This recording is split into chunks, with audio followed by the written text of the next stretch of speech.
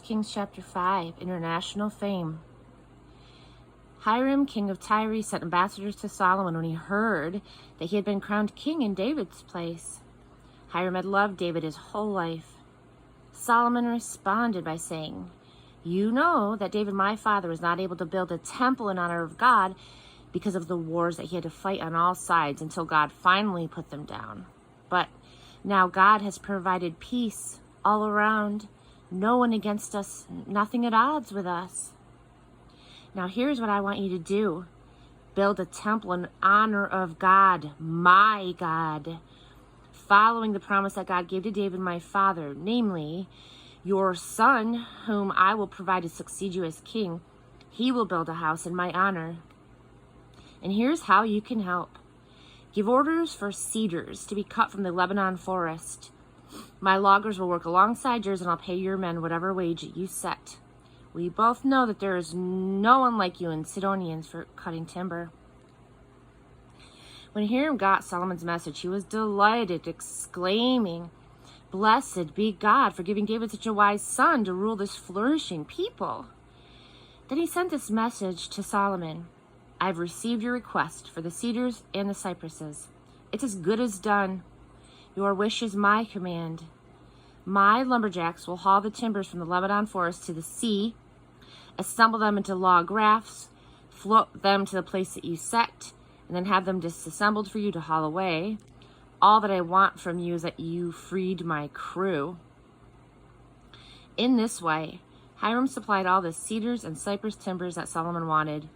In this turn, Solomon gave Hiram 125,000 bushels of wheat and 115,000 gallons of virgin olive oil.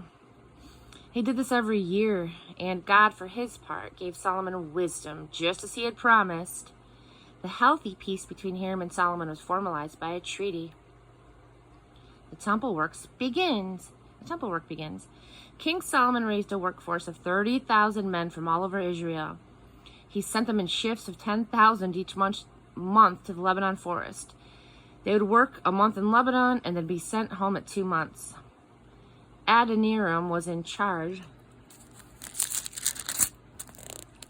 of the work crew. Solomon also had 70,000 unskilled workers and another 80,000 stone cutters up in the hills, plus 3,300 foremen managing the project and supervising the work crews. Following the king's orders, they quarried huge blocks of the best stone, dressed stone, for the foundation of the temple. Solomon and Hiram's construction workers, assisted by the men of Gabal, cut and prepared the timber and stone for building the temple. Chapter 6.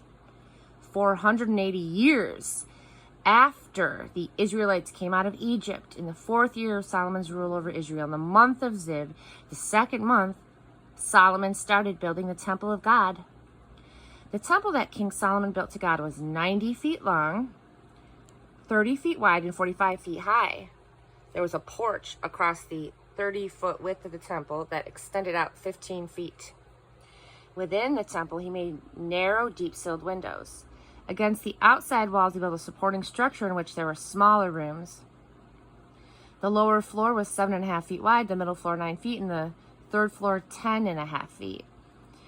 He had projecting ledges built into the outside temple walls to support the buttressing beams. The stone blocks for building the temple were all dressed at the quarry so that the building site itself was reverently quiet. No noise from hammers and chisels and other iron tools.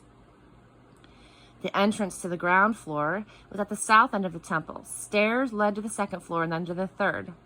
Solomon built and completed the temple, finishing it off with roof beams and planks of cedar. The supporting structure along the outside walls was attached to the temple with cedar beams, and the rooms in it were 7.5 feet tall. The word of God came to Solomon, saying, "About this temple you are building, what's important is that you live the way that I've set out for you and do what I tell you, following my instructions carefully and obediently. Then I will complete in you the promise that I made to David your father. I will personally take up my residence among the Israelites. I won't desert my people Israel. Solomon built and completed the temple. He paneled the interior walls from floor to ceiling with cedar planks. For flooring, he used cypress. The 30 feet at the rear of the temple he made into an inner sanctuary. Cedar planks from floor to ceiling, the Holy of Holies. The main sanctuary area in front was 60 feet long. The entire interior of the temple was cedar, with carvings of fruit and flowers, all cedar. None of the stone was exposed. The inner sanctuary within the temple was for housing the chests of the covenant of God. This inner sanctuary was a cube, 30 feet each way, all plated with gold. The altar of cedar was also gold-plated. Everywhere you looked, there was pure gold. Gold chains strung in front of the gold-plated inner sanctuary. Gold everywhere. Walls, ceiling, floor, and altar. Dazzling. Then he made 2 cherubim, gigantic angel-like figures from olive wood. Each was 15 feet tall. The outstretched wings of the cherubim, they were identical in size and shape, measured another 15 feet. He placed the 2 cherubim, their wings spread, in the inner sanctuary. The combined wing spread stretched the width of the room. The wing of one cherub touched one wall, and the wing of the other wall, and the wings touched in the middle. The cherubim were gold-plated. Then he carved engravings of cherubim, palm trees, and flower blossoms on all of the walls in both the inner and the main sanctuary. And all the floors of both inner and outer rooms were gold-plated. He constructed doors of olive wood for the entrance to the inner sanctuary. The lintel and doorposts were 5-sided. The doors were also carved with cherubim, palm trees, and flowers, and then covered with gold leaf. Similarly, he built the entrance to the main sanctuary using olive wood for the doorposts, but these doorposts were 4-sided. The doors were of cypress, split into 2 panels, each panel swinging separately. These also were carved with cherubim, palm trees, and flowers, and plated with finely hammered gold leaf. He built the inner court with 3 courses of dressed stones, topped with a course of planed cedar timbers. The foundation for God's temple was laid in the 4th year in the month of Ziv.